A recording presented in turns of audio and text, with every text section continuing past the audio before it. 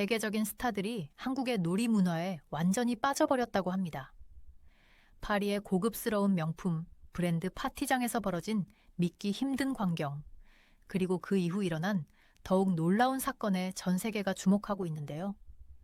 여기 한국의 평범한 술자리 게임을 세계적인 셀럽들에게 가르쳐준 K-팝 스타가 있습니다. 처음에는 단순한 게임 소개에 불과했지만 이후 벌어진 일은 아무도 예상하지 못했던 일이었죠. 고급스러운 드레스를 입은 할리우드 스타들이 한국의 아파트 게임을 배우며 웃음바다가 된 그날 밤, 이 모든 것을 지켜보던 한 아티스트의 머릿속에 특별한 아이디어가 떠올랐다고 하는데요.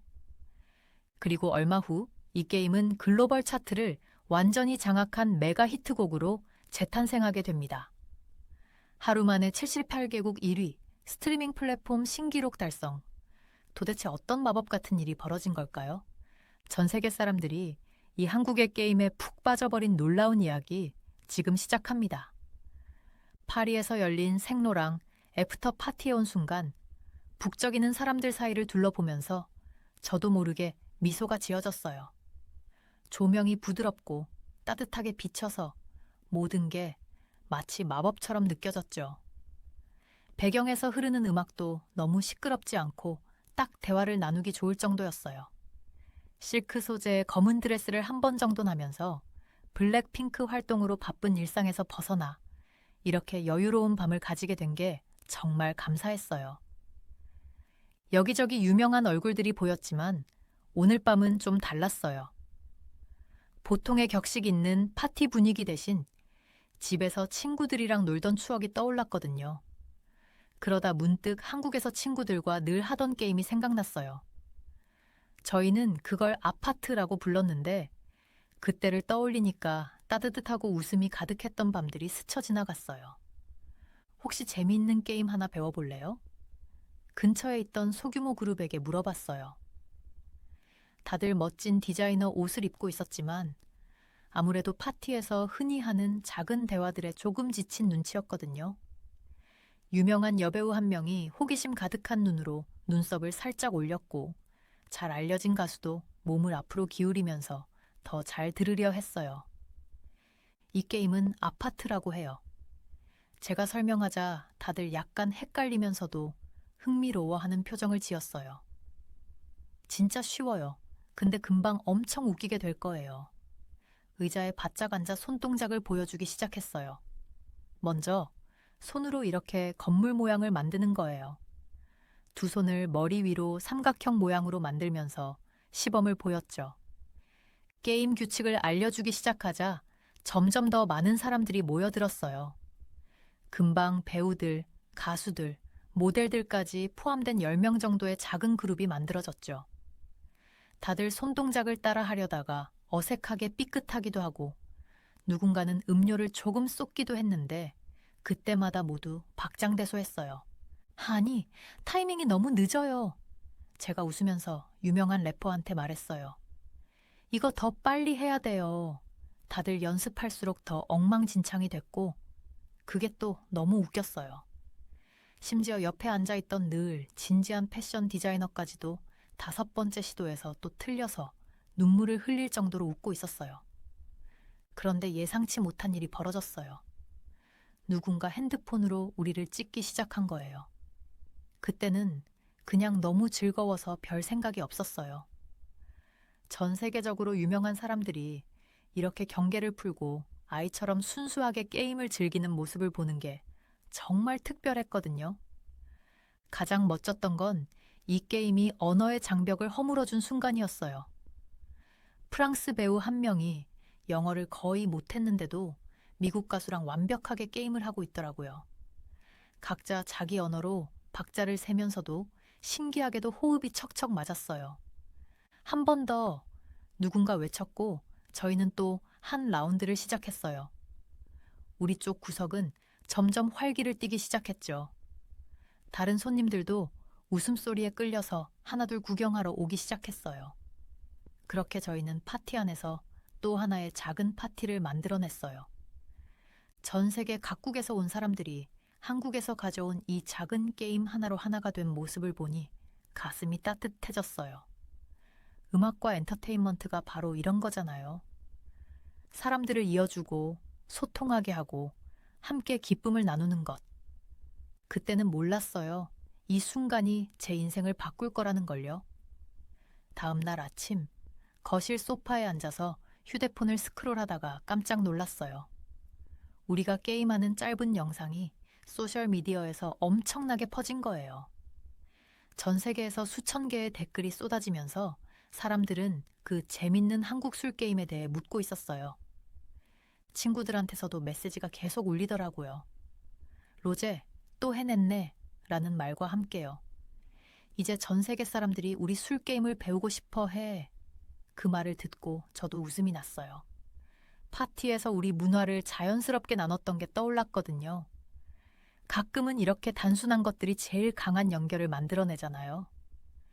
그날 오후에 차를 한 잔 타 마시다가 갑자기 머릿속에 잔잔한 멜로디가 떠오르기 시작했어요. 처음에는 별거 아닌 것 같았어요. 그냥 아파트 게임에서 박자 맞추던 손뼉 소리와 어울리는 몇 정도였거든요. 그런데 그 멜로디가 머릿속을 떠나지 않는 거예요. 설거지를 할 때도, 옷을 입을 때도, 심지어 이를 닦을 때도 저도 모르게 흥얼거리게 되더라고요. 그 멜로디는 게임처럼 경쾌하고 가벼운 느낌이었어요. 저는 갑자기 떠오른 영감을 놓치고 싶지 않아서 바로 작업실로 뛰어갔어요. 제 작업실은 특별한 곳은 아니지만 제가 제일 좋아하는 기타와 키보드, 그리고 간단한 녹음 장비들이 있는 작은 공간이에요. 여기서 저는 아이디어를 자유롭게 키워나갈 수 있거든요. 기타를 잡고 머릿속에서 맴돌던 멜로디를 연주해 봤어요. 처음 몇 코드가 딱 맞아떨어지는데 뭔가 제대로 된 느낌이었어요. 이거 뭔가 특별한 게 될 수 있겠는데? 라고 혼잣말하면서 노트를 꺼냈어요. 멜로디에 맞춰 단어들이 자연스럽게 흘러나왔어요. 파티에서의 마법 같은 순간, 게임과 웃음이 언어의 장벽을 허물어준 경험, 그리고 친구들과 한국 문화를 나누는 기쁨을 가사에 담기 시작했어요. 그 가사들이 마치 원래부터 그 자리에 있었던 것처럼 쉽게 써졌어요. 그 후 몇 주 동안 작업실은 제 두 번째 집이 됐어요. 아침 일찍 일어나서 토스트랑 커피로 간단하게 아침을 때우고 바로 작업실로 향했죠. 종종 점심 먹는 것도 까먹고 일하다가 배가 꼬르륵거려서야 시간을 확인하곤 했어요. 그 노래는 점점 단순한 멜로디 이상의 무언가로 변해가고 있었어요. 여러 버전으로 녹음을 해봤어요. 후렴은 게임에 신나는 에너지를 담아 좀 더 빠르게 해볼까? 아니면 구절은 조용하고 생각에 잠긴 느낌으로 해볼까? 이런저런 시도를 해보면서 한국의 전통 악기를 배경에 살짝 넣고 현대적인 팝 사운드와 섞어보기도 했어요. 매일매일 노래는 조금씩 발전해 갔죠. 가장 어려운 건 그날 밤의 느낌을 그대로 담아내는 거였어요. 게임을 배우면서 친구들 얼굴에 번졌던 순수한 기쁨, 서로 다른 나라에서 왔는데도 하나로 연결된 순간을 어떻게든 노래에 녹여내고 싶었거든요. 그래서 웃음소리랑 손뼉 소리를 여러 겹으로 녹음하면서 파티 분위기를 최대한 살려보려고 했어요. 어떤 날들은 정말 답답했어요. 단어가 잘 안 떠오를 때도 있고 멜로디가 어딘가 부족하게 느껴질 때도 있었거든요. 그래도 포기하지 않고 계속 밀어붙였어요. 제가 이 노래를 통해 전하고 싶은 이야기가 분명히 있었으니까요. 이건 단순히 또 다른 곡을 만드는 게 아니었어요. 제 마음과 문화, 그리고 제 집에서 느끼는 따뜻함을 나누고 싶었거든요. 마침내 3주 정도가 지나 대략적인 버전이 완성됐어요. 저는 이 노래를 아파트라고 이름 지었어요. 우리가 처음 시작한 그 게임처럼요. 작업실에 앉아 녹음된 곡을 다시 재생해 보는데 저도 모르게 눈물이 맺히더라고요. 단순한 술게임이 이렇게 커다란 무언가로 변하다니요. 이 노래는 단순히 문화를 넘는 다리가 아니라 함께하는 기쁨을 기념하는 축제 같은 곡이었어요. 그리고 그 기쁨이야말로 전 세계 누구에게나 통하는 보편적인 감정이라는 걸 새삼 느꼈죠. 이게 전부의 시작일 줄은 정말 몰랐어요. 이 노래가 앞으로 전 세계 사람들을 어떻게 연결하게 될지는 저도 상상조차 할 수 없었거든요. 브루노 마스의 이름이 제 휴대폰 화면에 뜨는 걸 봤을 때 제 눈을 의심했어요. 손이 덜덜 떨리면서 메시지를 읽었는데 그가 우리끼리 생로랑 파티에서 했던 술게임 영상이 바이럴된 걸 봤다고 하더라고요. 그리고 저랑 같이 작업하고 싶다고요. 꿈이 아닌가 싶어서 3번이나 다시 읽어봤어요. 사람들이 그 게임에 몰입하는 걸 보니까 처음 음악을 사랑하게 된 이유가 떠올랐어요. 브루노가 이렇게 썼어요. 그걸 노래로 만들고 있다면서요? 저도 꼭 함께하고 싶어요. 그 순간 스튜디오에서 펄쩍펄쩍 뛰었던 게 기억나요. 좀 우스꽝스러워 보였겠지만 신경 쓸 틈이 없었어요. 그 브루노 마스가 수백만 장 앨범을 팔아치운 그 브루노 마스가 제 노래 아파트에 참여하고 싶다고요. 바로 매니저한테 전화했는데 너무 빨리 말해서 매니저가 좀 천천히 말해달라고 할 정도였어요. 일주일도 안 돼서 전 로스앤젤레스로 향하는 비행기에 몸을 실었어요. 스튜디오에 들어갈 때까지 뱃속의 나비들이 멈추질 않더라고요. 스튜디오는 따뜻하고 아늑했어요. 어두운 나무 패널과 부드러운 조명이 분위기를 잡아줬죠. 벽엔 기타들이 걸려 있었고 한쪽 구석엔 멋진 그랜드 피아노가 놓여 있었어요. 하지만 제 시선을 사로잡은 건 낡은 가죽 소파에 앉아 기타를 치고 있던 브루노였어요. 로제! 그가 밝게 웃으면서 저를 불렀어요. 우리 멋진 걸 만들어보자. 그 다음 며칠은 꿈만 같았어요. 피아노에 나란히 앉아 아이디어와 이야기를 나누고 브루노는 항상 소탈한 태도로 농담을 던지면서 분위기를 유쾌하게 만들어줬어요. 그는 그 술게임에 대해 전부 알고 싶어 했어요. 어떻게 시작됐는지, 왜 특별한지, 사람들이 왜 그걸 좋아하는지까지요. 직접 가르쳐 줄래요? 어느 날 오후 휴식을 취하던 중에 그가 말했어요. 게임의 에너지를 직접 느껴보고 싶어요. 그래서 스튜디오 한가운데서 브루노랑 스태프들한테 아파트 게임을 가르쳐줬어요. 상상해보세요. 세계적인 스타가 바닥에 양반다리로 앉아서 박자를 맞추며 웃고 떠드는 모습이요. 브루노는 동작을 자꾸 헷갈렸고 그럴 때마다 온 방이 웃음바다가 됐어요. 그때 뭔가 마법 같은 일이 벌어졌어요. 사운드 엔지니어가 우리 웃음소리와 박수를 녹음하기 시작했고 프로듀서는 한국 술잔을 가져와 젓가락으로 두드리면서 독특한 비트를 만들어냈어요. 브루노는 갑자기 벌떡 일어나 기타로 즉흥 멜로디를 연주하기 시작했어요. 바로 이거야, 그가 외쳤어요. 이 소리가 필요했어. 우린 몇 시간 동안 이 게임 세션에서 나온 소리들을 엮어서 노래로 만들어갔어요. 브루노는 그 특유의 펑크 스타일을 더했고 저는 한국 전통 음악 요소를 살짝 넣어봤죠. 박수 소리, 환호 소리, 술잔이 부딪히는 소리까지 이 게임을 특별하게 만들어준 모든 소리들을 녹음했어요. 제일 좋았던 순간 중 하나는 브루노가 영어와 한국어로 카운트다운을 녹음하자고 제안했을 때였어요. 모두가 함께하는 느낌을 주자고요. 음악은 언어의 장벽이 없으니까요. 마지막으로 코러스를 같이 녹음했어요. 브루노의 소울풀한 목소리와 제 높은 음역대가 완벽하게 어우러졌죠. 20번은 넘게 녹음했는데도 전혀 지루하지 않았어요. 매번 작은 파티처럼 즐거웠고 스튜디오 앞 모두가 춤추면서 같이 참여했어요. 작업을 마쳤을 때 우리는 단순한 노래를 넘어선 무언가를 만들어낸 기분이었어요. 이건 우정과 문화, 그리고 사람들을 하나로 모으는 기쁨을 축하하는 노래였어요. 그 며칠 동안 우리와 함께했던 스튜디오 스태프들도 모두 이 곡이 대박 날 거라며 확신했죠. 마지막 날 짐을 챙기고 있을 때 브루노가 저를 꼭 안아줬어요. 이게 바로 음악의 본질이야, 그가 말했어요. 벽을 허물고 사람들을 하나로 모으고 즐기면서 만드는 거지. 돌아보면 LA 스튜디오에서 있었던 일은 단순히 두 아티스트의 협업이 아니었어요. 음악이 정말로 보편적인 언어라는 걸 증명한 순간이었죠. 한국의 술게임, 미국의 팝스타, 그리고 단순한 멜로디가 하나로 어우러져 곧 전 세계 사람들의 마음을 울리게 될 무언가를 만들어낸 거니까요. 자정이 되자마자 긴장된 마음으로 시계를 쳐다봤어요. 드디어 저희 노래 아파트가 모든 음악 플랫폼에 공개되는 순간이었거든요. 심장이 너무 빨리 뛰어서 제 서울 아파트에 가만히 앉아 있을 수가 없었어요. 휴대폰 화면이 제 얼굴을 환하게 비추는 가운데 계속 페이지를 새로 고침했어요. 몇 분도 안 돼서 휴대폰이 끊임없이 진동하기 시작했어요. 친구들, 가족들, 그리고 동료 아티스트들로부터 메시지가 쏟아지더라고요. 인스타그램, 트위터, 유튜브까지 알림이 폭발적으로 몰려왔어요. 사람들의 반응을 보는데 저도 모르게 미소가 지어졌어요.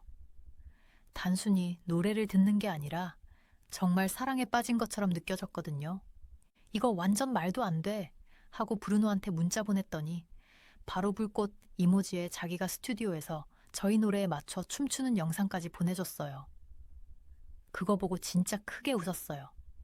저희가 지구 반대편에 떨어져 있어도 그 흥분을 같이 느끼고 있다는 게 너무 좋더라고요. 다음날 아침엔 더 깜짝 놀랄 소식이 기다리고 있었어요. 아파트가 하룻밤 만에 78개국에서 1위를 차지한 거예요.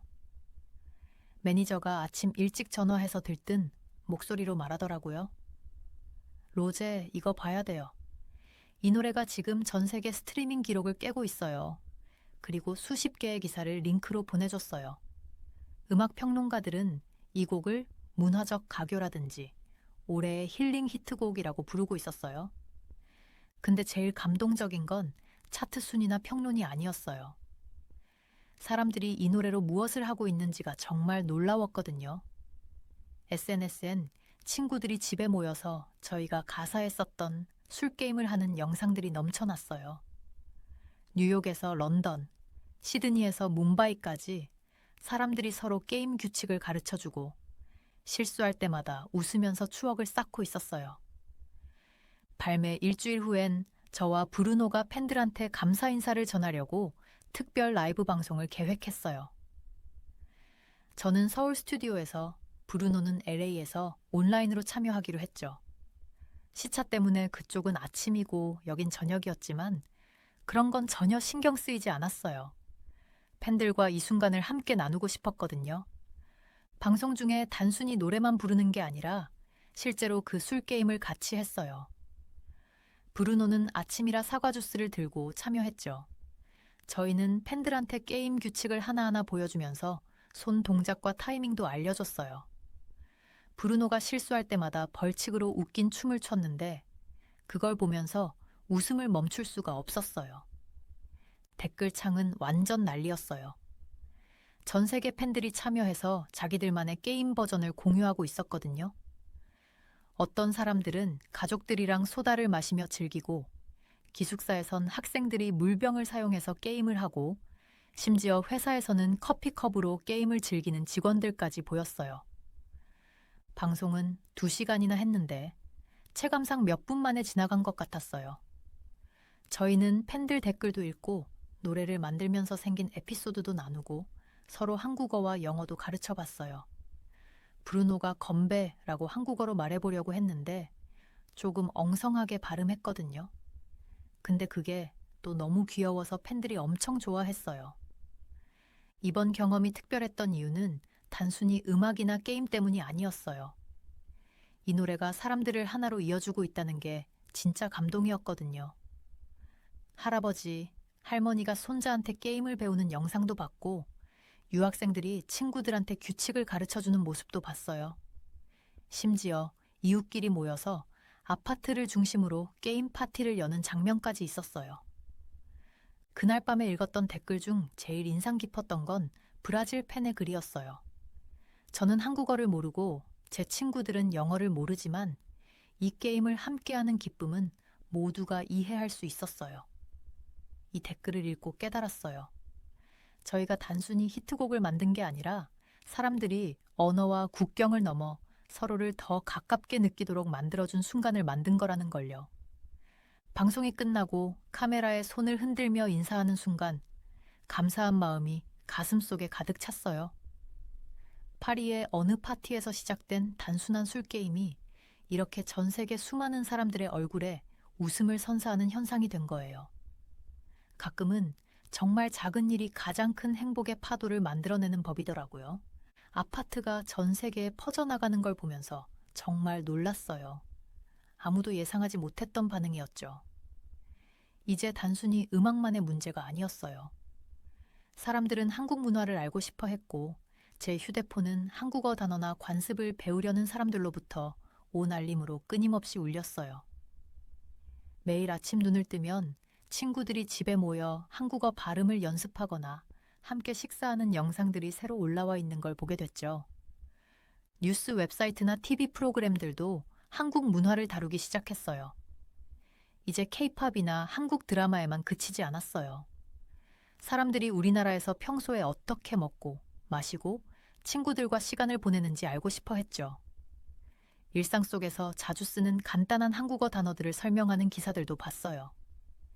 예를 들어 우리가 아파트먼트를 줄여서 아파트라고 부르거나 에어컨을 에어컨이라고 하고 리모컨을 리모컨이라고 부르는 식이요. 가장 감동적이었던 건 음식이 사람들을 연결해주는 걸 직접 보는 순간들이었어요. 한국에서는 술을 마실 때 절대 음식을 빼놓지 않잖아요. 그게 우리의 문화거든요. 어느 날 저녁 후줄근한 후드티에 헐렁한 운동복 차림으로 부엌에서 김치볶음밥을 만드는 영상을 그냥 심심해서 올렸는데 몇 시간 만에 조회수가 수백만을 넘겼어요. 사람들이 엄마한테 배운 작은 팁들, 예를 들면 마지막에 버터를 살짝 넣어서 밥을 부드럽게 만드는 법 같은 거요. 이런 걸 정말 좋아하더라고요. 한 번은 매니저가 저한테 보그 잡지에서 한국 술 만드는 법을 독자들에게 알려달라는 요청을 받았다고 말해줬을 때 웃음이 나왔어요. 그래서 저희는 소맥 만드는 영상을 찍었어요. 소주와 맥주를 섞은 걸 소맥이라고 하죠. 소주는 천천히 따라야 해요. 제가 잔의 균형을 맞추는 법을 보여주며 설명했어요. 이건 단순히 술 마시는 게 아니라 친구들이랑 시간을 보내고 대화하면서 그 순간을 즐기는 거예요. 소셜미디어에는 사람들이 직접 만든 음식과 술 사진들이 넘쳐났어요. 제 영상을 보고 만든 김치볶음밥이 약간 타버리거나 거품이 너무 많은 소맥을 올리면서도 자랑스러워하는 사람들 모습이 귀엽더라고요. 그런 시도가 보기 좋아서 절로 미소가 지어졌죠. 어떤 사람들은 친구들을 초대해 한국식 저녁 파티를 열었다면서 메탈 젓가락과 작은 반찬 접시들까지 준비했다고 메시지를 남기기도 했어요. 가장 마음에 와닿았던 건 사람들이 보내준 사연들이었어요. 브라질의 한 대학생이 룸메이트들과 매주 한국 음식밤을 가지게 됐다는 이야기도 있었고, 캐나다의 한 가족은 매주 일요일마다 같이 간단한 한국 반찬을 만들게 됐다고 하더라고요. 호주의 친구들 모임에서는 직접 만든 한국 간식과 술을 곁들여 한국어 스터디 모임을 시작했다는 얘기도 들었어요. 이런 변화는 음식과 술에 그치지 않았어요. 사람들은 한국의 관습에도 관심을 가지기 시작했죠. 예를 들어 우리는 자기 잔의 술을 따르지 않고 항상 남의 잔에 따라주는 걸 배운다거나 나이와 관계에 따라 말투가 달라지는 걸 궁금해했어요. 제가 어릴 때부터 당연하게 여겼던 사소한 것들이 이제 전 세계 사람들 사이에서 흥미로운 대화 주제가 된 거예요. 다른 나라의 지역 상점들에서도 한국 식재료를 팔기 시작했어요.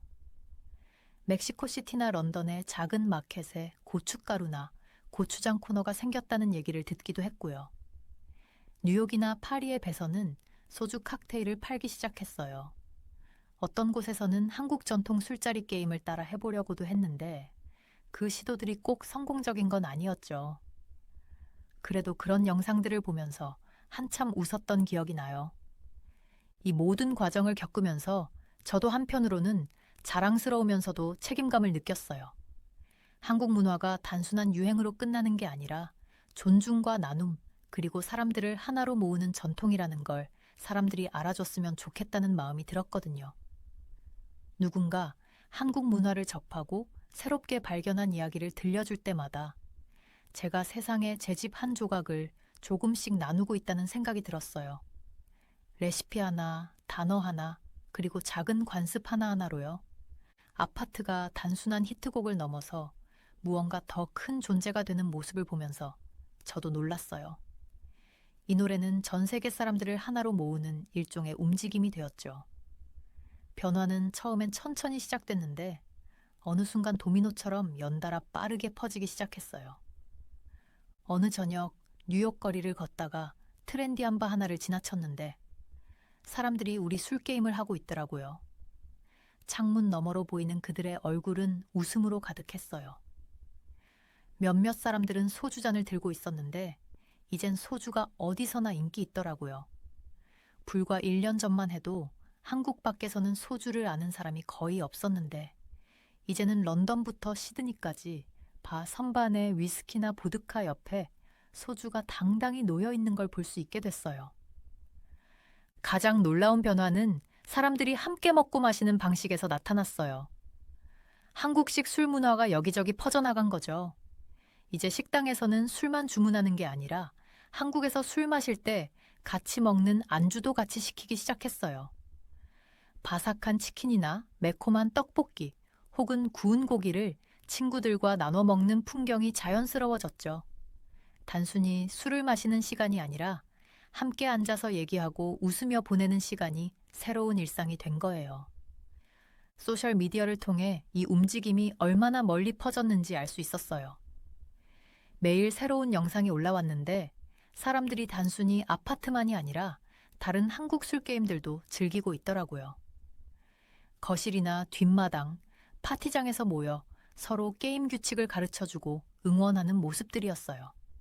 어떤 사람들은 자기들만의 버전으로 게임을 변형해서 자기 문화의 요소를 추가하기도 했죠. 그 중에서도 정말 감동적인 영상 하나가 있었어요.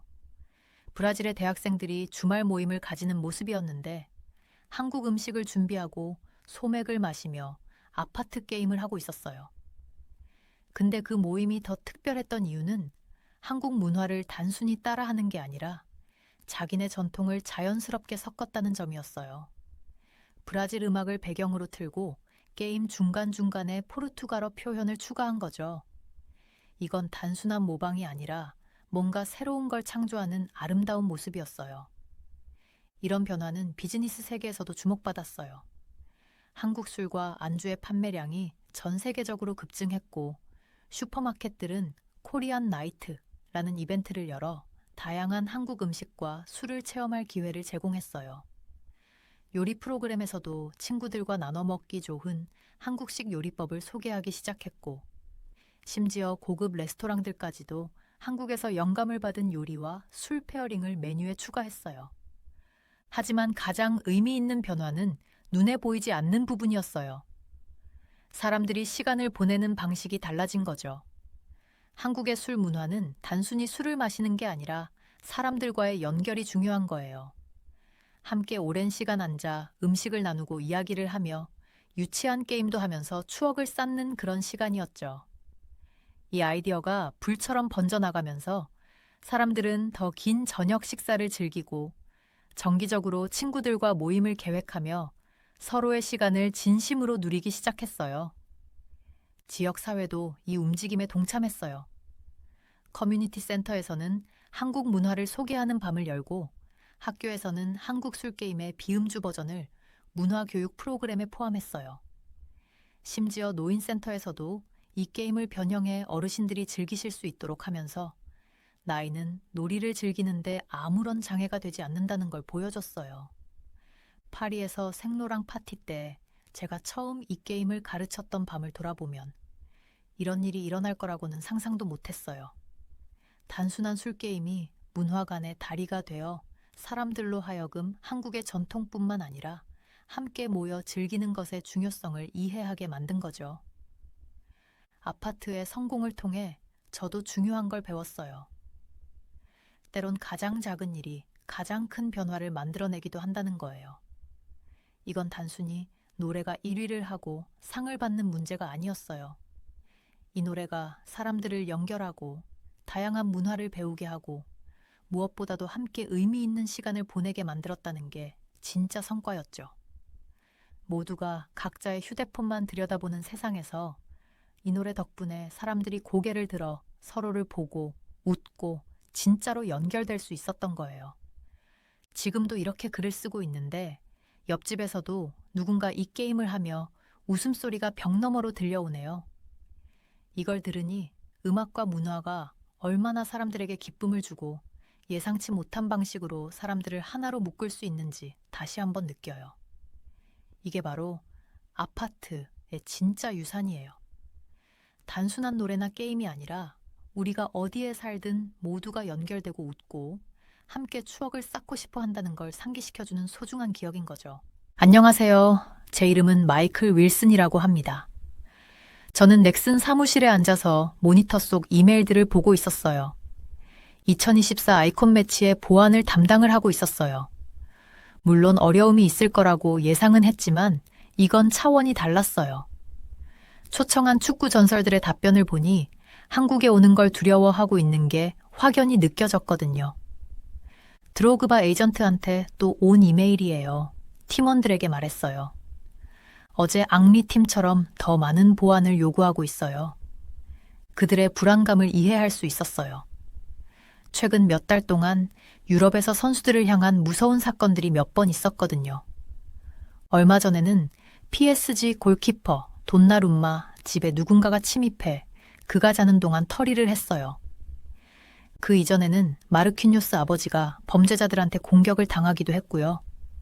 심지어 파리 올림픽에 참가한 선수들조차 물건을 도난당한 일이 있었죠. 이런 일들이 이어지면서 선수들 모두 신경이 예민해진 거였어요. 초청한 축구 스타들이 요구하는 건 단순한 보안이 아니었어요. 그들이 제출한 요구사항을 다시 한번 훑어봤어요. 첫째, 인천공항에 평소 대형 행사 때보다 2배 많은 경호 인력이 필요하대요. 비행기에서 내리자마자 보호받아야 해요. 앙리의 에이전트가 쓴 내용이었어요. 둘째, 선수들 곁에 24시간 상주할 보디가드가 필요하다고 했어요. 경호원들이 교대로 근무하면서 선수들이 잠든 시간에도 곁을 지키는 조건이었죠. 셋째, 무장 경호를 요구했어요. 이건 저도 예상 못한 부분이라 꽤 놀랐어요. 그만큼 그들이 느끼는 두려움이 컸다는 뜻이었어요. 마지막으로 경호팀이 위험을 감지하면 따로 허락을 받을 필요 없이 즉시 행동할 수 있어야 한다고 했어요. 최대한 자유롭게 움직이게 해달라는 거였죠. 이런 요구를 읽으면서 예전 TV에서 보던 선수들 생각이 났어요. 수비수들을 무력화하며 돌진하던 디디에 드로그바, 아스널에서 믿을 수 없는 골을 터뜨리던 티에리 앙리, 맨체스터 유나이티드 수비를 이끌던 리오 퍼디난드. 그라운드 위에서는 언제나 자신감 넘치고 두려울 게 없던 선수들이었는데 지금은 한국에서의 안전 문제로 걱정하고 있었어요. 그들의 마음을 이해했어요. 한국을 잘 모르니까요. 대부분 한 번도 한국에 와본 적이 없었고 유럽에서 벌어진 사건들만 알고 있으니 혹시나 하는 마음에 철저하게 대비하려는 거였죠. 어떻게 할까요? 비서가 걱정스러운 얼굴로 물었어요. 이 정도 보안을 준비하려면 예산이 많이 초과될 텐데요. 저는 깊게 숨을 들이쉬고 답장을 쓰기 시작했어요. 그들이 요구하는 대로 해줘야겠어요. 이 정도는 해줘야 마음 놓고 올 수 있겠죠. 2024 아이콘 매치는 절대로 실패할 수 없는 행사였어요. 벌써 티켓이 1시간 만에 48,000장이나 팔렸고 이틀 동안 서울 월드컵 경기장에 10만 명 넘게 올 예정이었거든요. 관객들은 자신이 좋아하는 선수들을 가까이에서 볼 기회를 가지게 될 거예요. 1대1 경기와 프리킥 대결을 지켜보고 FC 스피어와 실드 유나이티드 간의 흥미진진한 매치도 즐기게 될 거고요. 하지만 그 전에 이 축구 레전드들이 한국에 올 수 있도록 그들의 안전을 보장해야 했어요. 벽에 걸린 달력을 봤어요. 행사까지 남은 시간은 석 달. 선수들이 경험해 본 적 없는 철통 보안을 준비할 시간이 석 달밖에 없었어요. 우리가 그들을 충분히 지킬 수 있다는 걸 증명할 시간도 석 달뿐이었고요. 그리고 저는 이 모든 보안 걱정들이 곧 아무것도 아닐 만큼 무색해질 거라는 걸 전혀 예상하지 못했어요. 한국이 이 축구 스타들에게 전혀 뜻밖의 방식으로 놀라움을 선사하게 될 거거든요. 저는 인천공항 도착 게이트를 지나며 우리 팀의 맨 앞에 서 있었어요. 축구계의 전설적인 선수들을 담당하는 보안 책임자로서 어떤 상황이 닥쳐도 대비할 준비가 되어 있었죠. 우리 팀은 아수라장이 될 걸 예상했어요. 팬들이 소리를 지르며 바리케이드를 넘어오고 선수들을 향해 달려들거나 보안 문제까지 발생할 수도 있겠다 싶었죠. 그런데 우리가 본 광경은 예상과 완전히 달랐어요. 공항은 완벽하게 정돈돼 있었어요. 팬들은 투명한 바리케이드 뒤에서 깔끔하게 줄을 서 있었고 저마다 작은 팻말이나 공식 굿즈를 들고 있었어요. 아무도 소리 지르거나 밀치지 않았고요. 대신 모두 정중하게 손을 흔들고 미소를 짓고 있었죠. 뒤를 돌아보니 디디에 드로그바가 눈을 크게 뜨고 깜짝 놀란 표정으로 그 모습을 보고 있었어요.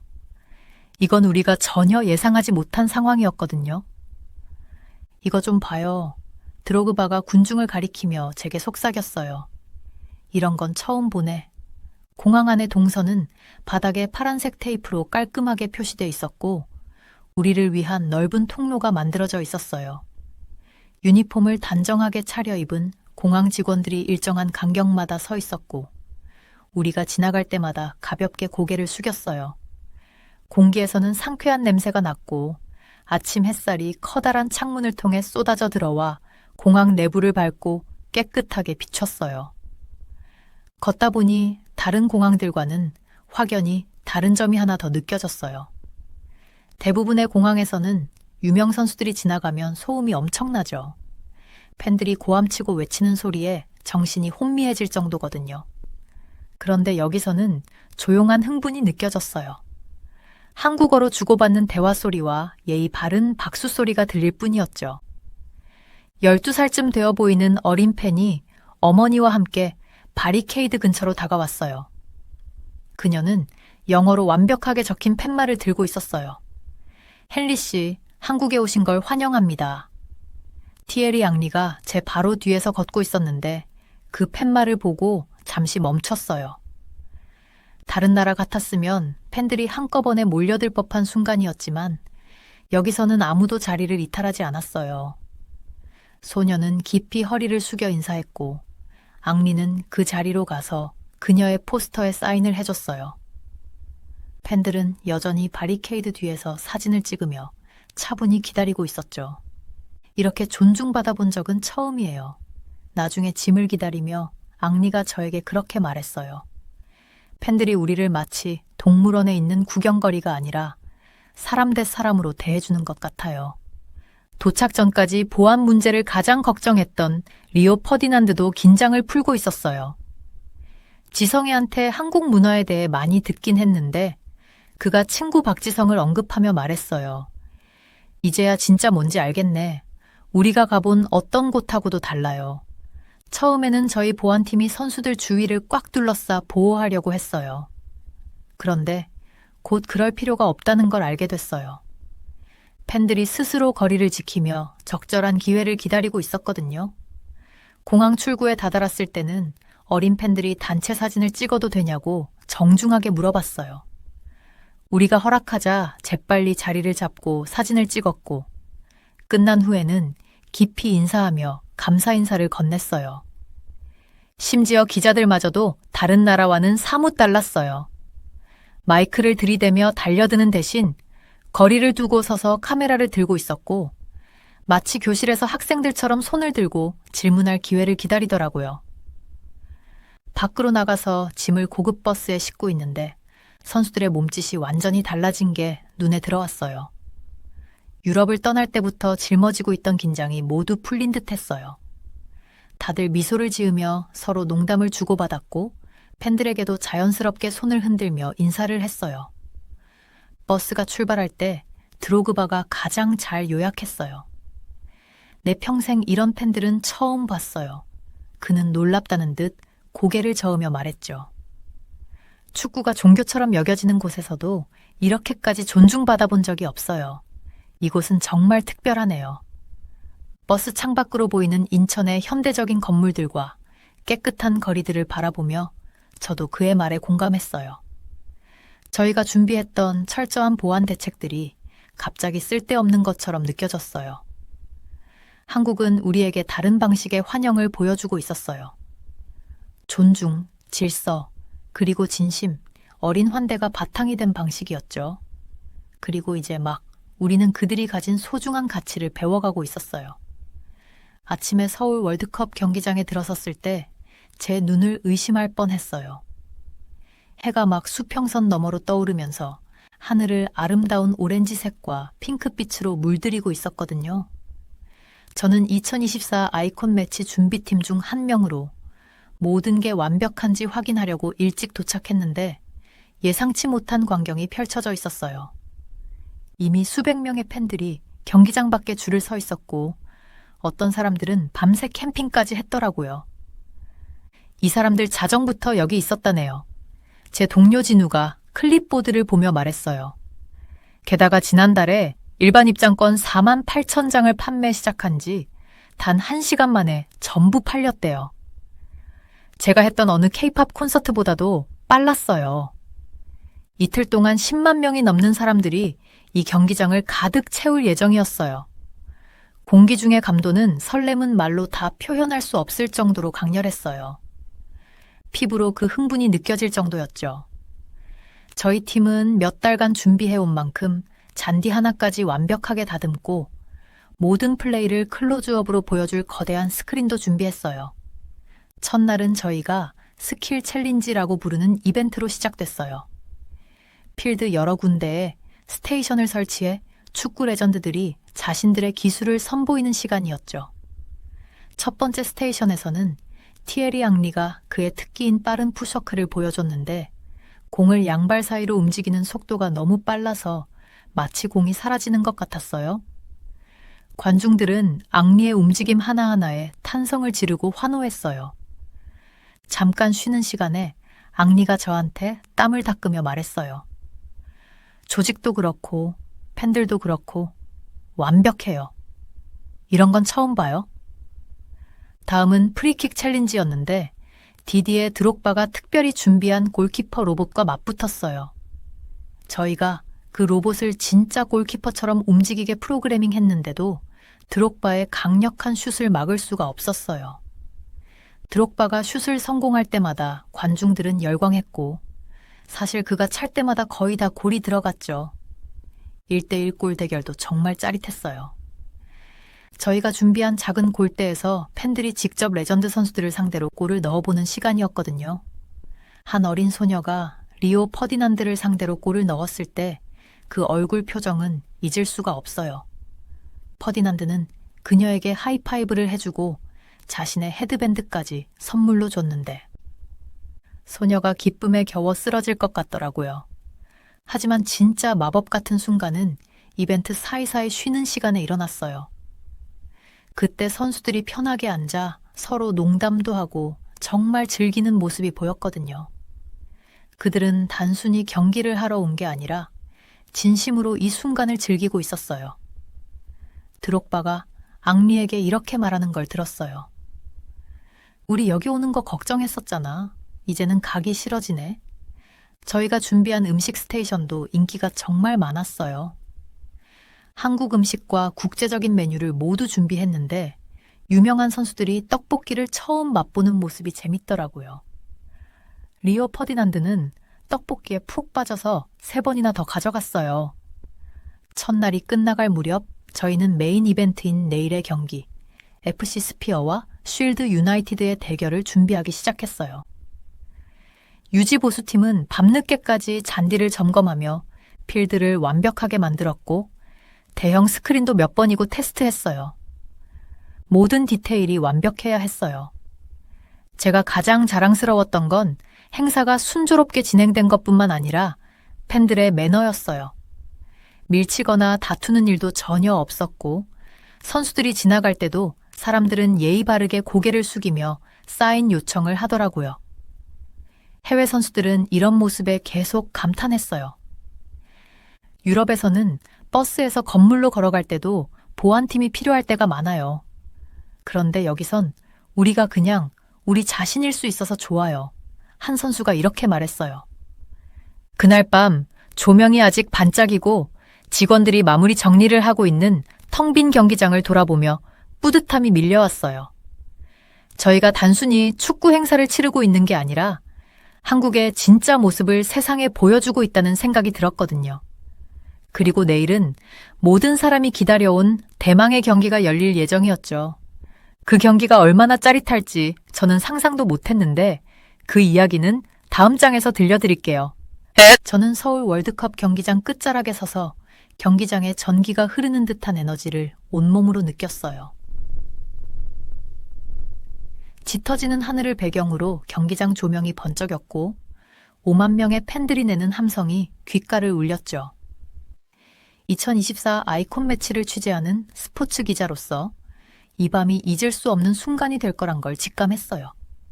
FC 스피어와 쉴드 유나이티드의 선수들이 그라운드로 걸어 나오면서 스터드가 잘 정비된 잔디를 스치는 소리가 들렸어요. 저는 디디에 드로그바가 FC 스피어의 주장 완장을 고쳐 매는 모습을 지켜봤고 반대편에선 티에리 앙리가 쉴드 유나이티드를 이끌고 있었어요.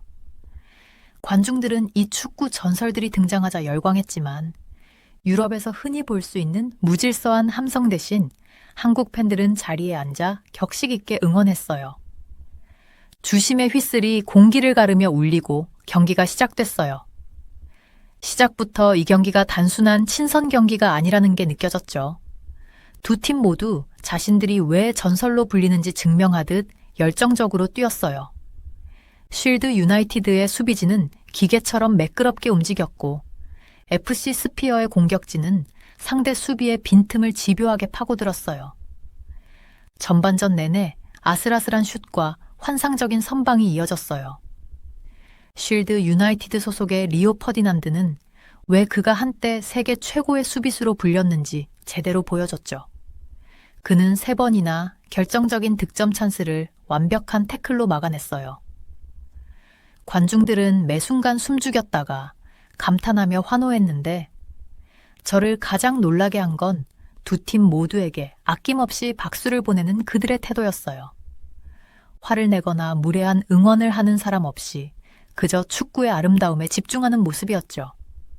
후반전이 시작됐을 때도 점수는 여전히 0대 0이었지만 경기장의 긴장감은 점점 짙어졌어요. 선수들의 얼굴엔 승리에 대한 굳은 결의가 담겨 있었죠.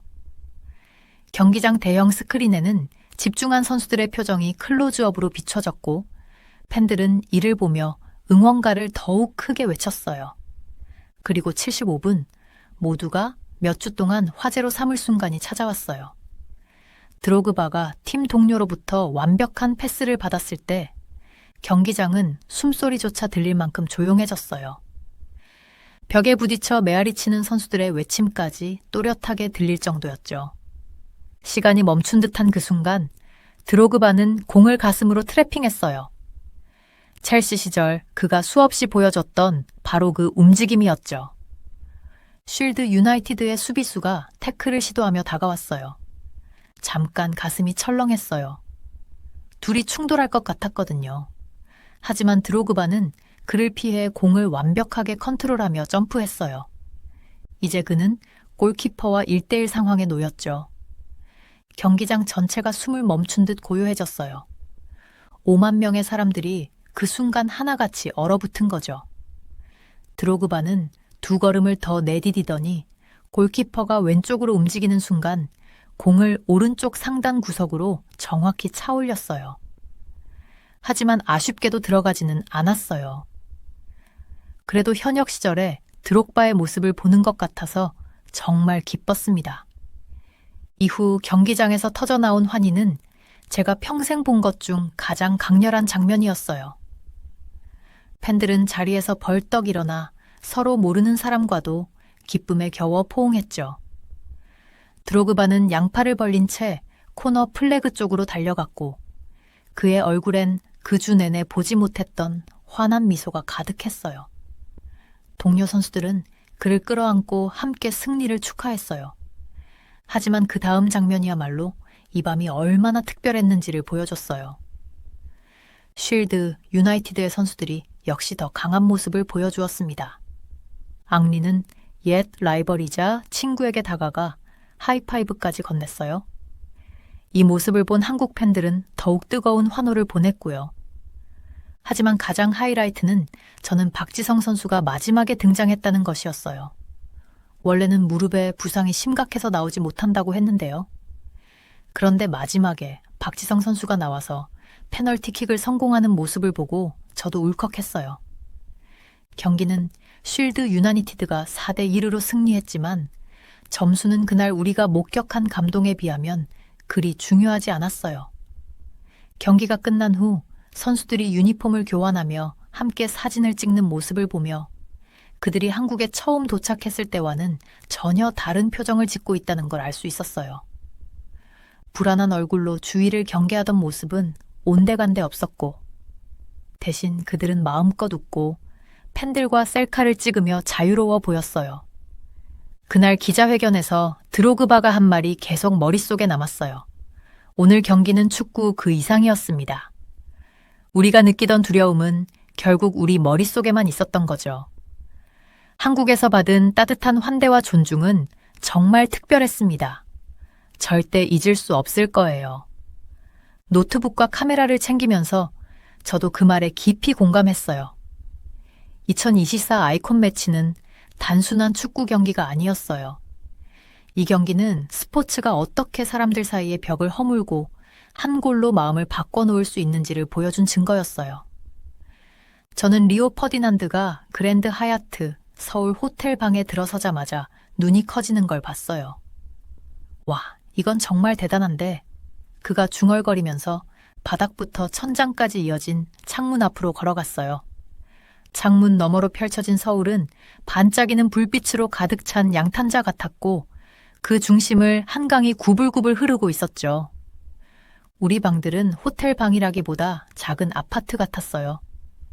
침대 옆에는 스마트 조절 패널이 있어서 조명, 온도, 커튼까지 손끝 하나로 다 조절할 수 있었죠.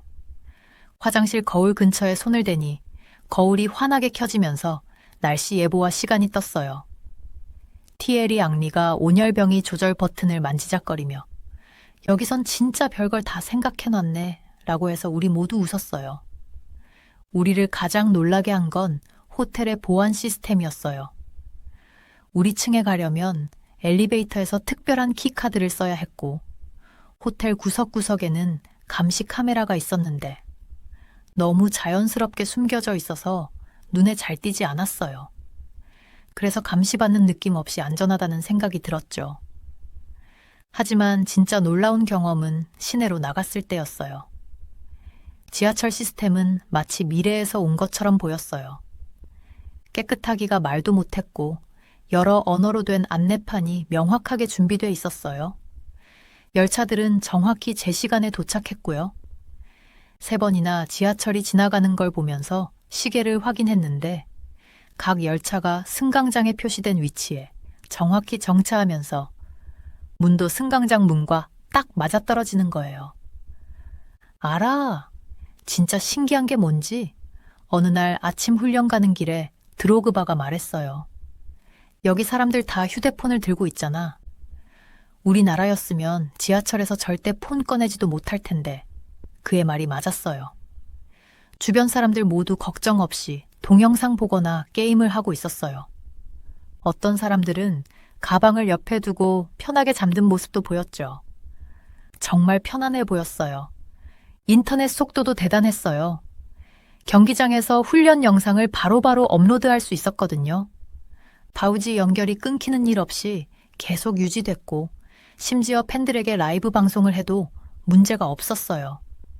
우리 애들이 여길 정말 좋아했을 거야. 퍼디난드가 말했어요. 애들이 맨날 인터넷 느리다고 불평하거든. 어느 저녁에는 소문난 배달 서비스를 한번 써보기로 했어요. 휴대폰 번역 앱을 이용해 한국식 프라이드 치킨을 주문했죠. 30분도 안 돼 배달원이 치킨을 가져왔는데 음식이 여전히 따끈따끈했어요. 포장도 깔끔했고 물티슈랑 일회용 장갑까지 챙겨놨더라고요. 이런 세세한 부분까지 신경 쓰는 거 봐. 앙리가 고개를 저으며 감탄했어요. 한국에선 이런 게 다 기본인가 봐. 거리도 밤늦게까지 안전했어요. 어느 날 밤 팀 저녁 식사 후에 자정쯤 호텔로 걸어갔는데 길거리는 환하게 불이 켜져 있었고 편의점들도 문을 열고 있었어요. 사람들은 여전히 자기 일에 바쁘게 움직였고요. 가로등마다 작은 카메라들이 조용히 작동 중이었고 순찰 중인 경찰관들이 지나가는 사람들과 웃으며 인사를 나누더라고요. 여기서 정말 놀라웠던 건 모든 게 딱딱 맞아떨어진다는 거였어요. 신호등이 정확히 바뀌고 횡단보도, 신호엔 남은 시간이 표시됐죠. 심지어 쓰레기통도 태양광으로 작동하는 압축기가 달려있고 꽉 차면 감지 센서가 알려주는 시스템이었어요. 지성이가 이 얘기를 해줬었거든. 어느 날 퍼디난드가 말했어요. 그의 친구 박지성을 언급하며 근데 직접 보니까 또 다르네. 이건 그냥 기술이 아니라 모든 게 얼마나 매끄럽게 돌아가는지가 포인트야. 맞는 말이었어요. 교통 시스템부터 호텔, 보안 카메라, 인터넷까지 모든 인프라가 톱니바퀴처럼 잘 맞물려 돌아가고 있었어요. 하지만 그보다 더 중요한 건 이 모든 게 사람들을 위해 설계됐다는 거였어요. 삶을 더 편리하고 안전하고 쾌적하게 만들기 위해서요. 시간이 지나면서 저희는 개인 경호 인력도 점점 덜 쓰게 됐어요. 한국의 인프라 자체가 우리를 충분히 안전하게 느끼게 해줬거든요. 웃긴 거 알아? 여행이 끝날 때쯤 드로그바가 말했어요. 여기 오기 전엔 안전 문제 때문에 걱정했는데 지금은 내가 가봤던 대부분의 나라보다 여기가 더 안전한 것 같아. 돌이켜보면 한국의 인프라는 단순히 화려한 기술이나 현대적인 건물 때문이 아니었어요. 사람들이 걱정 없이 살고 일하고 놀 수 있는 사회를 만드는 거였죠. 모든 게 너무 완벽하게 돌아가니까 오히려 그런 시스템이 있다는 사실도 잊을 정도였어요. 우리를 가장 감동시킨 건 개별적인 것들이 아니라 그것들이 모두 모여 만들어낸 이 특별한 조화였어요. 저는 티에리 앙리가 평소처럼 경호원 없이 명동의 붐비는 거리로 걸어가는 모습을 보고 놀랐어요. 그는 절대 이런 일을 상상도 못했을 거예요. 그런데 지금 그는 길거리 음식 노점에 멈춰 떡볶이를 사 먹고 휴대폰 번역 앱을 통해 상인과 대화를 나누고 있었죠. 이거 꼭 먹어봐야 돼. 앙리가 저를 향해 외치면서 매운 떡볶이를 한 입 더 먹을 때 그의 눈이 반짝였어요. 저도 같이 미소를 지었죠. 축구계의 전설이자 친구인 저 디디에 드로그바는 한국에 도착했을 때와 이렇게까지 달라진 상황이 어쩐지 재미있고 감동적이었어요. 처음 인천공항에 도착했을 때 저희는 경호원들에 둘러싸여 있었어요. 우리가 가는 곳마다 경호원이 꼭 필요하다고 우겼죠. 지금 생각해보면 얼마나 쓸데없는 걱정을 했던 건지 웃음이 나와요. 나중에 알고 보니 우리가 요청했던 경호원들은 우리를 위험에서 지켜주는 사람이라기보다는 관광 가이드 같은 존재였어요. 한국 문화를 이해하도록 도와주는 역할을 더 많이 했거든요. 어제는 리오 퍼디난드와 제가 지하철을 타고 경복궁에 가기로 했어요. 상상할 수 있나요? 국제적인 축구 스타 둘이서 평범한 관광객처럼 지하철을 타다니요. 재밌는 건 사람들도 우리를 알아보긴 했지만 그냥 조용히 미소 짓거나 가볍게 손을 흔들 뿐이었어요. 아무도 저희에게 달려들거나 만지려고 하지 않았어요. 어린 팬들이 다가와서는 사진을 찍어도 되냐고 조용히 물어보더니 사진을 찍고 나서 정중하게 인사를 하더라고요. 유럽에서는 상상하기 어려운 일이었어요. 내 아이들을 꼭 데려오고 싶어. 리오가 경복궁을 걸으면서 제게 말했어요. 여긴 서로를 이렇게 존중하는 곳이잖아. 모든 게 정말 잘 굴러가고 이걸 꼭 아이들이 직접 봐야 해. 저도 고개를 끄덕이며 제 가족이 생각났어요. 아이들이 이곳에서 경험할 현대 기술과 전통 문화의 조화에 무척 반할 것 같았거든요. 어느 저녁에는 모두 함께 한국식 바비큐 식당에서 저녁 식사를 했어요.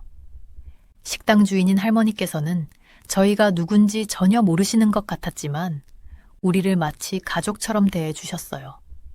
할머니는 쌈을 어떻게 싸는지, 소스를 어떻게 섞어야 맛있는지 일일이 가르쳐 주셨죠.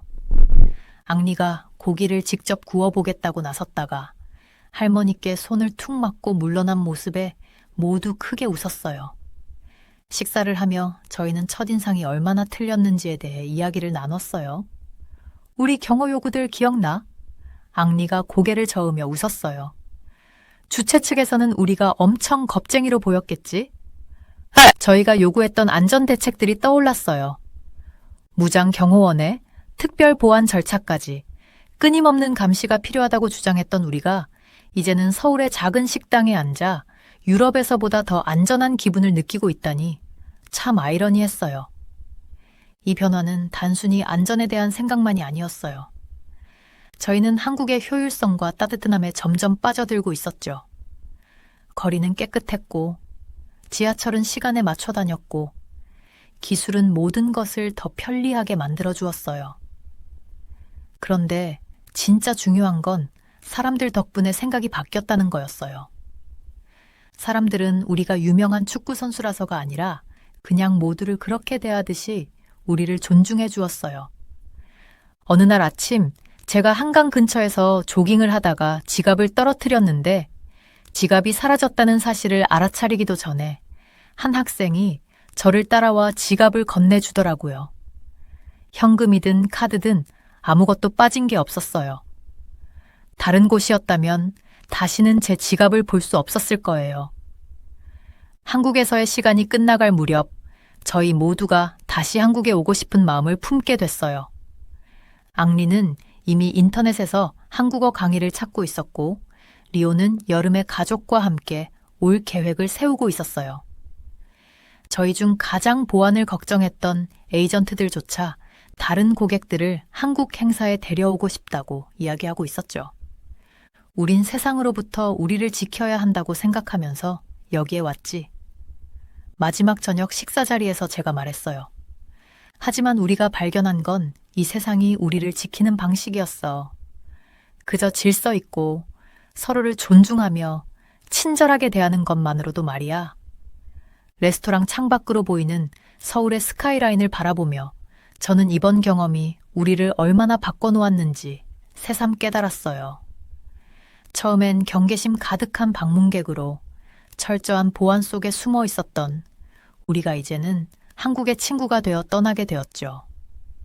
이곳의 문화에 감동받고 사람들 덕분에 생각이 바뀌었어요. 어떤 때는 우리가 가졌던 선입견이 기분 좋게 깨질 때 가장 큰 교훈을 얻는 법이죠. 저는 제임스 테일러라고 해요.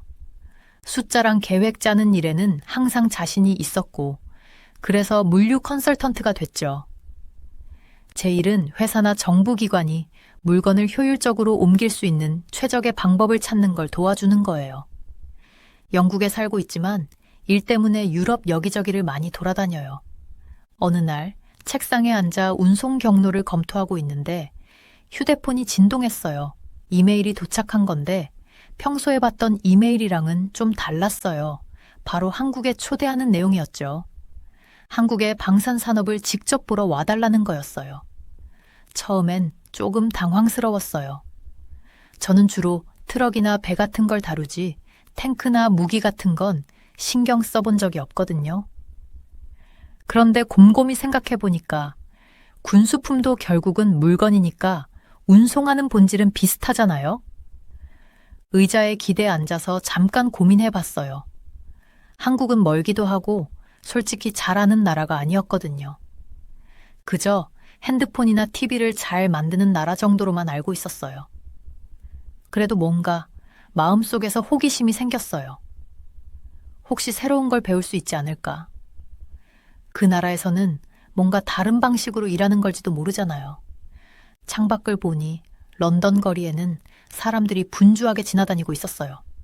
다들 각자의 일상을 살아가고 있는 모습이었죠. 그런데 저는 지금 이 순간 완전히 다른 무언가를 볼 기회를 잡을 수 있는 상황에 있었던 거예요. 마치 선물을 열기 직전에 느끼는 설렘 같은 감정이 들었어요. 유럽에서 해왔던 일들을 잠깐 떠올려 봤어요.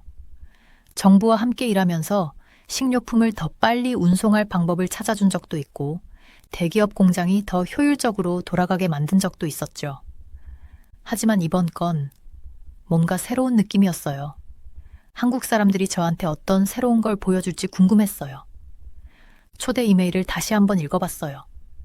K2 블랙팬서, K9 요원 자주포 같은 말들이 눈에 들어왔는데 솔직히 뭔지는 몰라도 꽤 대단해 보였어요.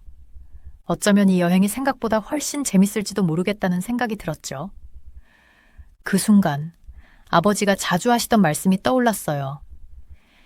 제임스, 때로는 그냥 예스라고 대답해야만 배울 수 있는 게 있어. 그 말이 맞더라고요. 매번 제가 익숙한 영역에서 벗어날 때마다 뭔가 중요한 걸 배웠거든요. 친구들이나 직장 동료들이 이 얘기를 들으면 뭐라고 할지 잠깐 생각해 봤어요.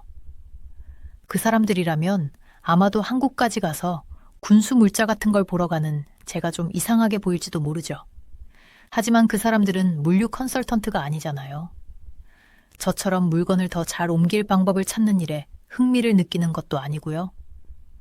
저는 자리에서 일어나서 사무실 벽에 걸린 세계 지도로 걸어갔어요.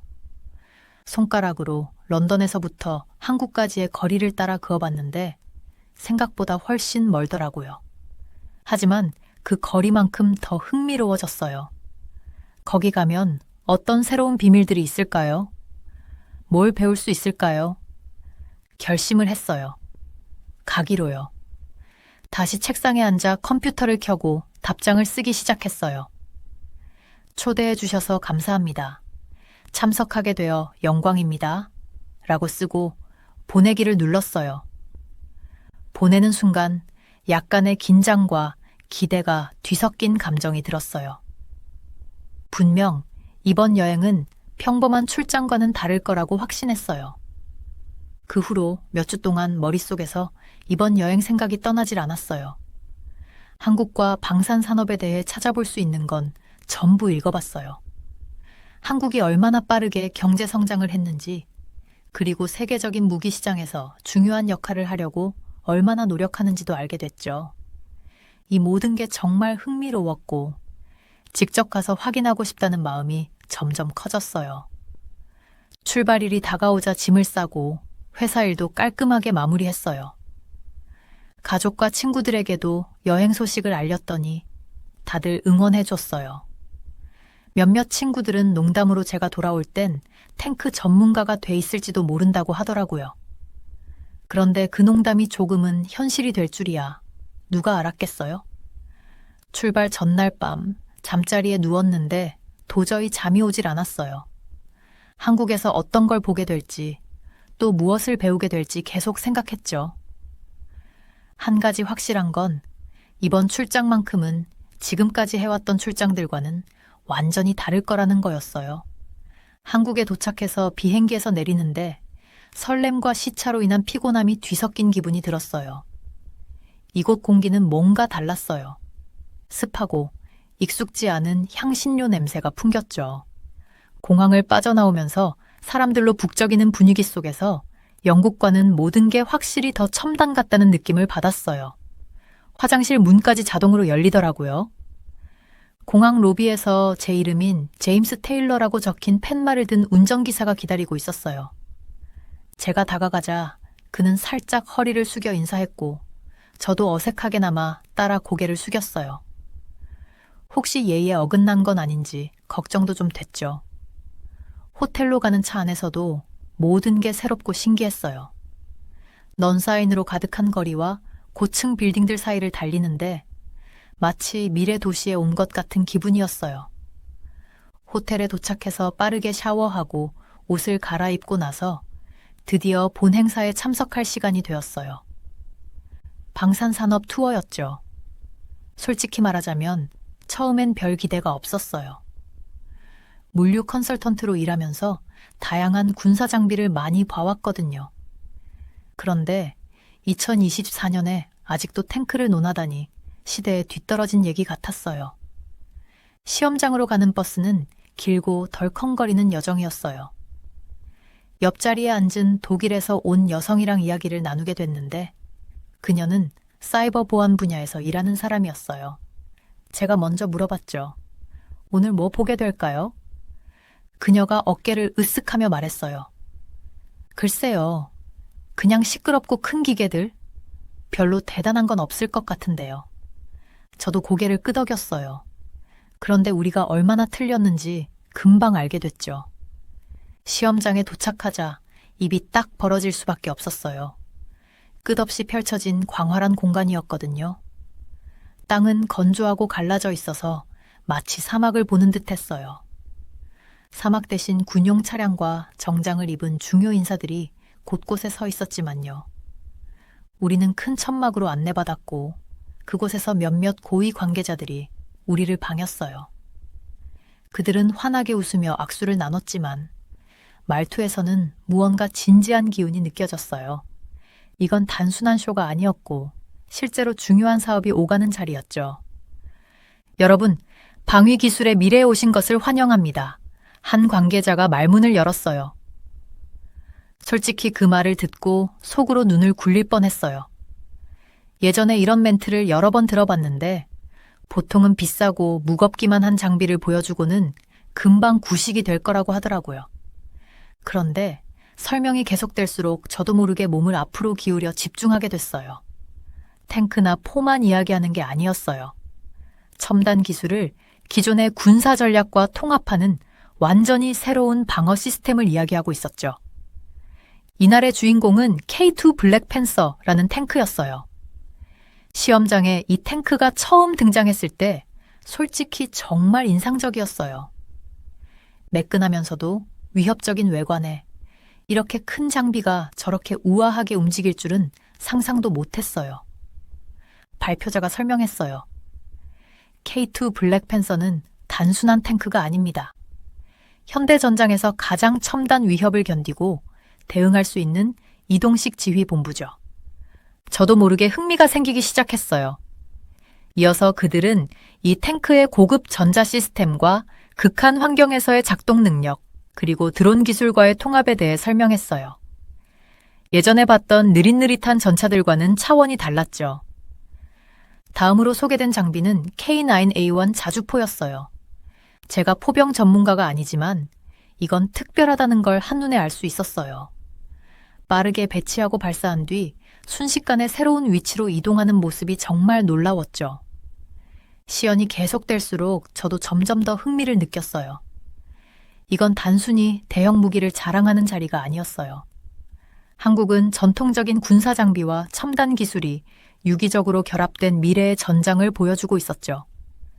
쉬는 시간에 K2 탱크를 만든 현대 로템 관계자에게 다가가서 말을 걸었어요.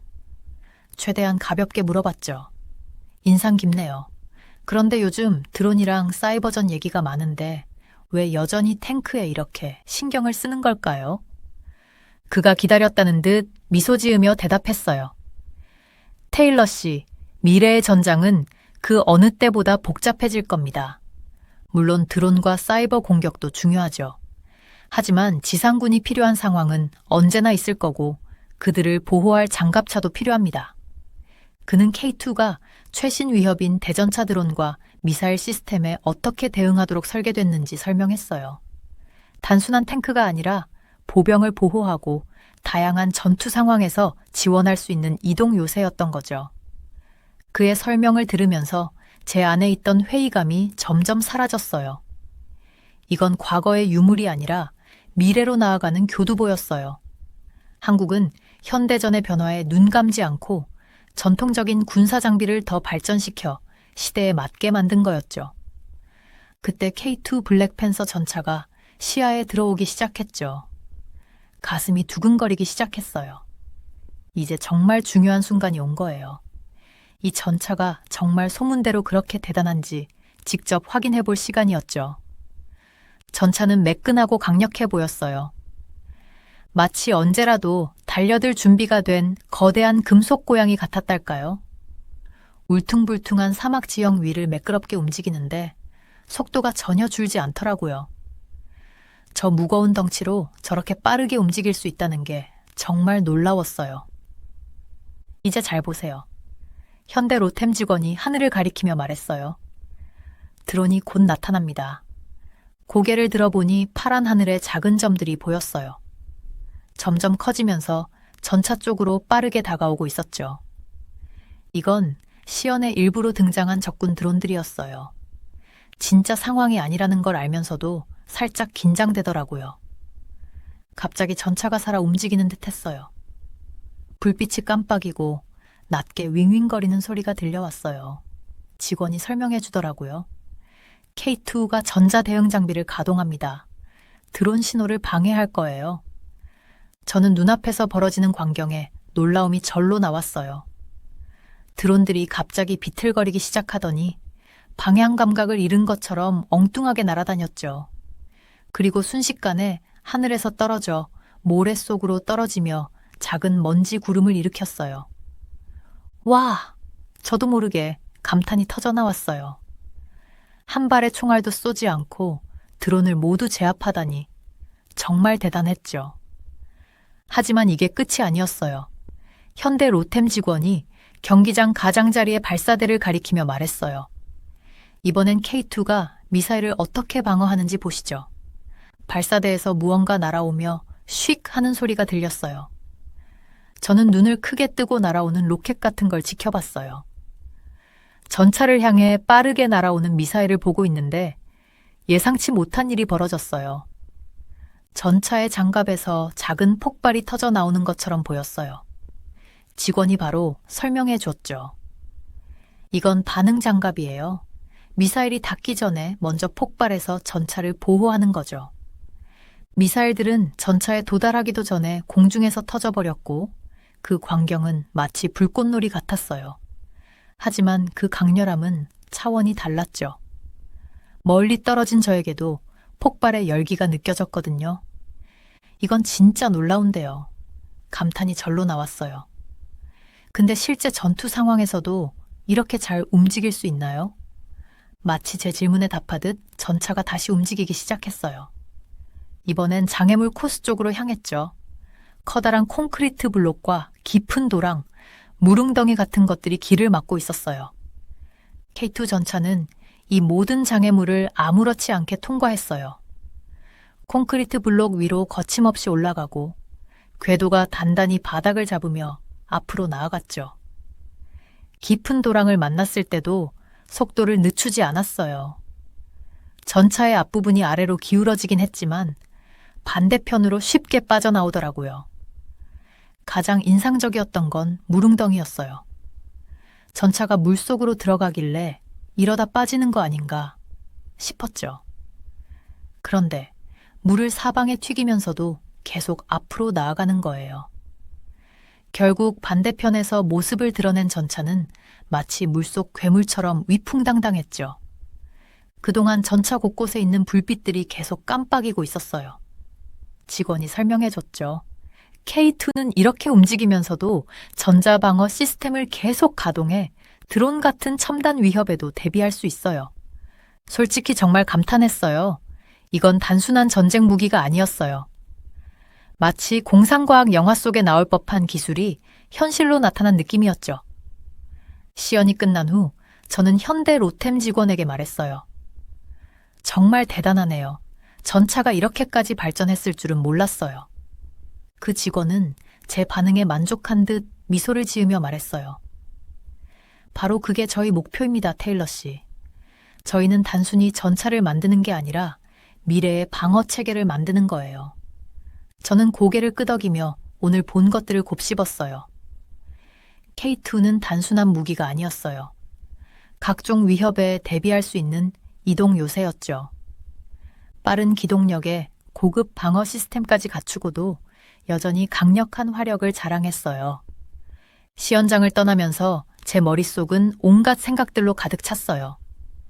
이런 기술이 각국의 방어 체계를 어떻게 바꿔놓을지 생각해보게 됐거든요.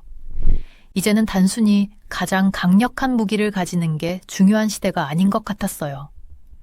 똑똑하고 유연하게 어떤 상황에도 대비할 수 있는 능력이 필요한 시대가 온 거죠.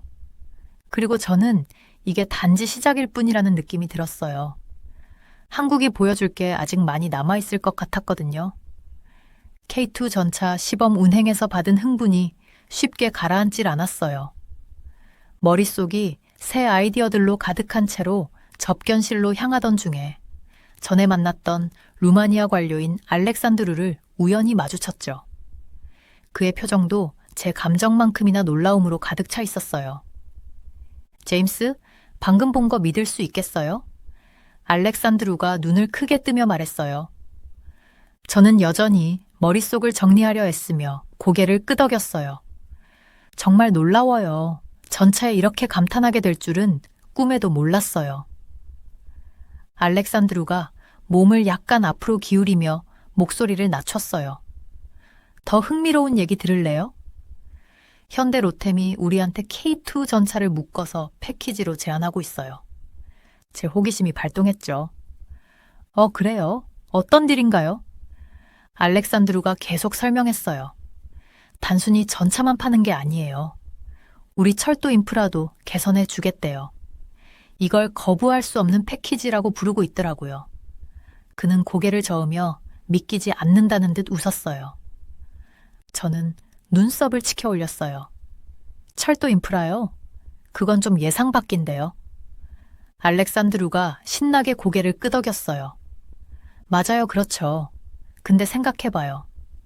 군사력 강화가 필요하긴 한데 우리 철도 시스템도 정말 엉망이라 수리가 시급해요. 그런데 두 가지를 한 번에 해결해 준다니 이건 완전 일석이조죠. 저는 잠시 멈춰서 이 제안을 곱씹어 봤어요. 정말 영리한 접근이었어요.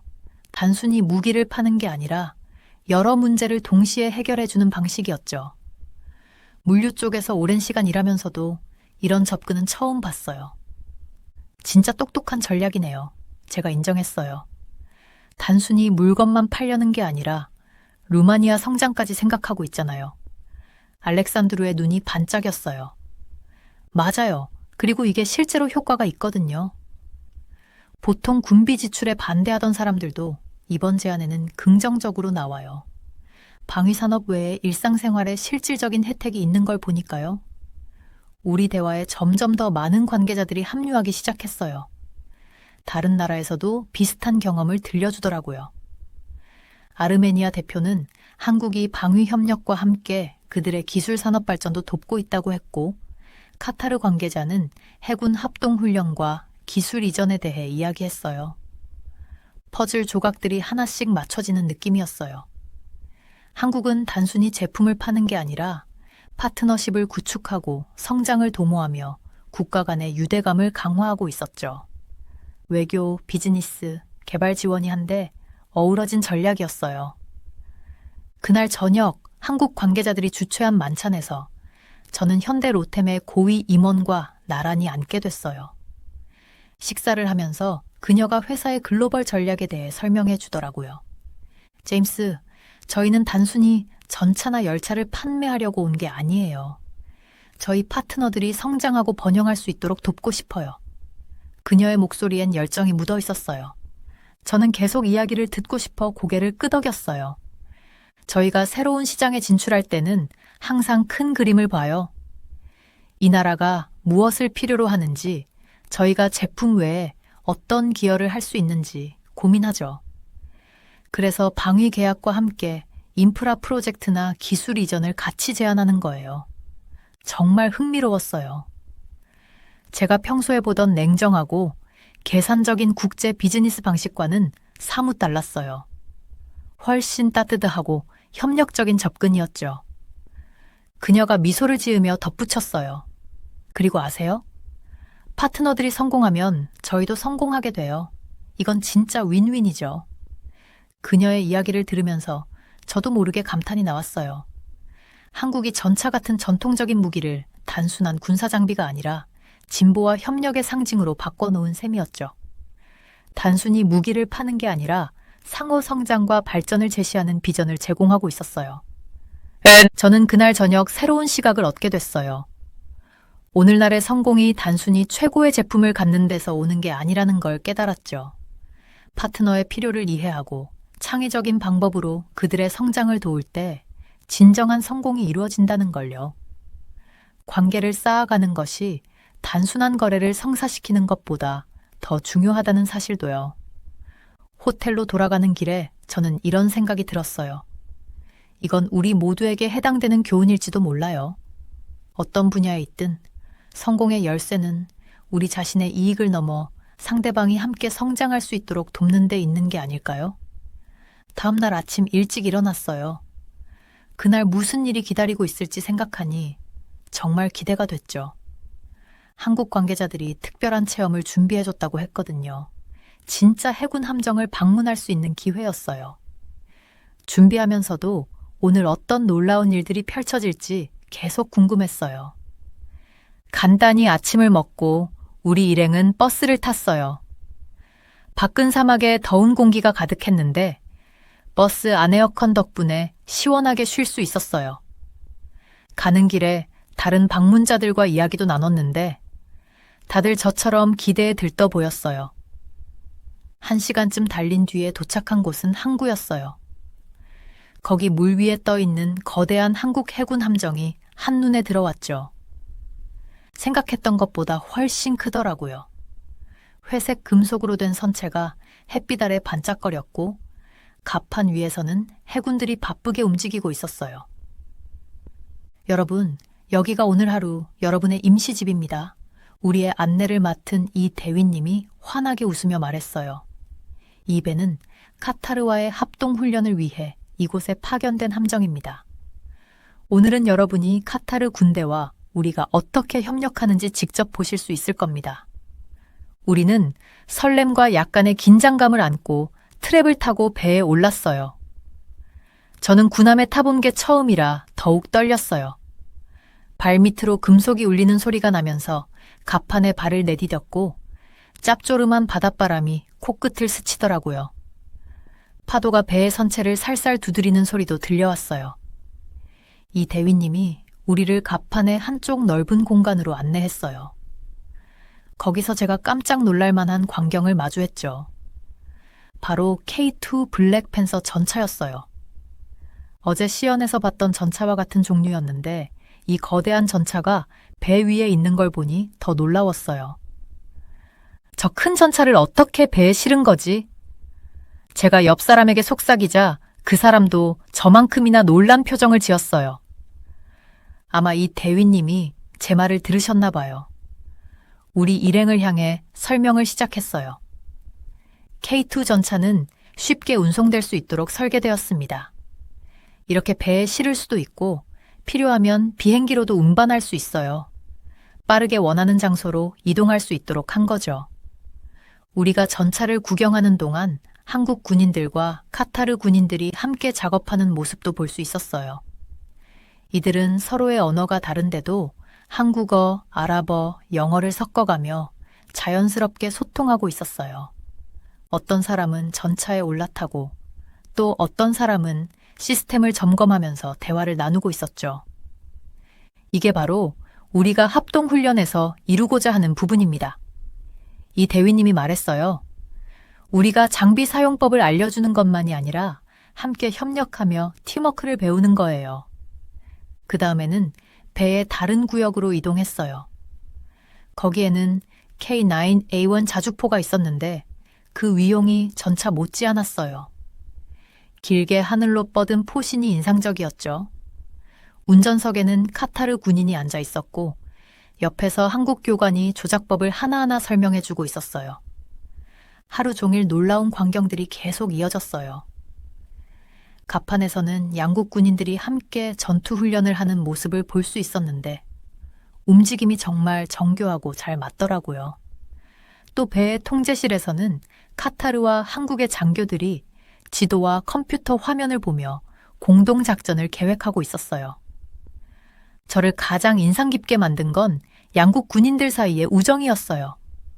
언어가 달라도 서로 잘 이해하고 있는 모습이 인상적이었죠. 휴식 시간에는 농담을 주고받으며 간식을 나눠 먹고 각자의 이야기도 나누고 있었어요. 진짜 파트너십이라는 게 이런 거구나 싶었어요. 해가 저물 무렵 배 위에는 주황빛 석양이 드리웠어요. 우리는 마지막 시연을 보기 위해 다시 모였죠. K2 전차와 K9A1 자주포가 나란히 배치됐어요. 이 대위님의 신호와 함께 두 장비가 동시에 시동을 걸었어요. 전차의 포탑은 부드럽게 회전했고 자주포의 포신은 정확하게 위아래로 움직였죠. 그 모습이 정말 인상적이었어요. 기술과 파워가 한데 어우러진 장면이었거든요. 오늘 여러분이 보신 것은 단순한 군사 장비가 아닙니다. 이 대위님이 조용히 말씀하셨어요. 이건 한국과 카타르 사이의 우정과 협력의 상징입니다. 저희는 단순히 전차와 자주포를 판매하는 것이 아니라 오래 지속될 관계를 만드는 겁니다. 배에서 내리기 전 저는 마지막으로 주위를 둘러봤어요. 이날 하루는 정말 예기치 못한 놀라움과 새로운 경험으로 가득했어요. 처음에는 그냥 군사 장비를 보러 온 줄 알았는데 그 이상의 걸 보고 느낀 하루였죠. 이 합동훈련과 함께한 경험들이 단순히 군사적인 교류가 아니라는 걸 깨달았어요. 이건 나라들이 함께 모여 서로 배우고 성장하는 과정이었어요. 돌아오는 버스 안에서 저는 계속 그날 본 것들을 떠올렸어요. 물론 K2 전차와 K9A1 자주포도 인상 깊었지만 진짜 감동적이었던 건 한국이 이 장비들을 통해 다른 나라와 관계를 쌓아가는 방식이었어요. 이건 단순한 군사력의 과시가 아니라 오랫동안 지속될 수 있는 파트너십을 만드는 작업이었어요. 그날 밤 잠자리에 들면서도 머릿속에는 그날의 장면들이 계속 떠올랐어요. 나란히 훈련하던 군인들, 반짝이는 배와 전차, 그리고 사막과 바다가 만나는 광경까지요. 저는 오늘 무언가 특별한 걸 목격했다는 걸 느꼈어요. 국가들이 함께 모여 서로를 도우며 성장하는 미래를 본 것 같았죠. 그리고 그런 미래를 위해 우리가 함께 노력해야겠다는 생각을 하며 잠이 들었어요.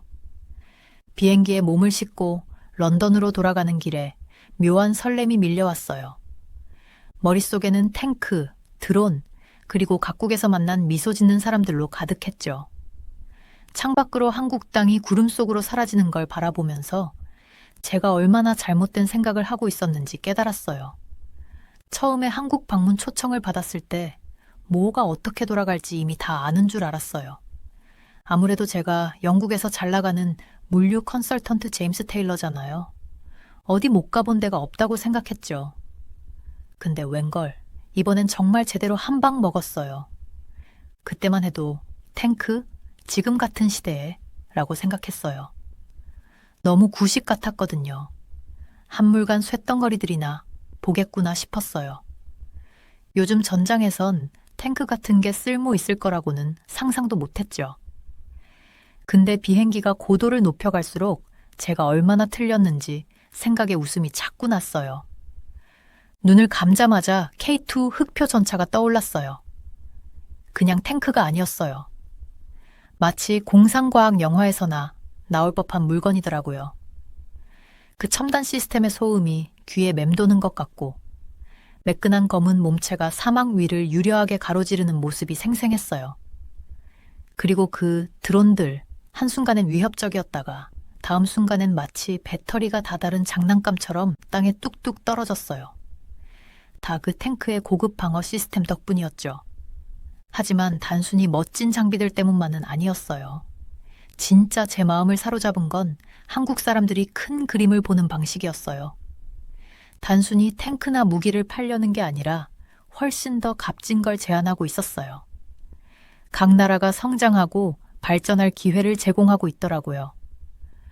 루마니아 관리랑 나눴던 대화가 떠올랐어요. 한국이 그들한테 탱크를 팔면서 철도도 정비해 주겠다고 했대요. 이거 완전 새 차 사면 집 앞 도로까지 새로 깔아주는 격이잖아요. 그 루마니아 사람이 얼마나 신났을지 상상하면서 저도 피식 웃음이 나왔어요. 이런 제안을 싫어할 사람이 어디 있겠어요? 그리고 현대 로템 임원이랑 했던 저녁 식사도 잊을 수가 없어요. 그 사람 얼굴에 비장한 열정이 가득했거든요. 다른 나라들을 돕는 게 얼마나 중요한 일인지 정말 진심으로 이야기하더라고요. 단순히 돈을 벌려는 게 아니었어요. 오랫동안 이어질 관계를 구축하고 싶어 하는 게 느껴졌어요. 제 일도 자연스럽게 떠오르더라고요. 물류와 공급망에서 일하면서 제가 한국에서 배운 걸 어떻게 활용할 수 있을지 고민했어요. 물건을 단순히 A에서 B로 옮기는 게 전부가 아니더라고요. 사람들이 진짜 필요로 하는 게 뭔지 파악하고 똑똑하게 도울 방법을 찾는 게 중요하다는 걸 깨달았어요. 비행기가 여러 나라 위를 지나갈 때 한국의 접근 방식이 어떻게 세상을 바꿀지 상상했어요.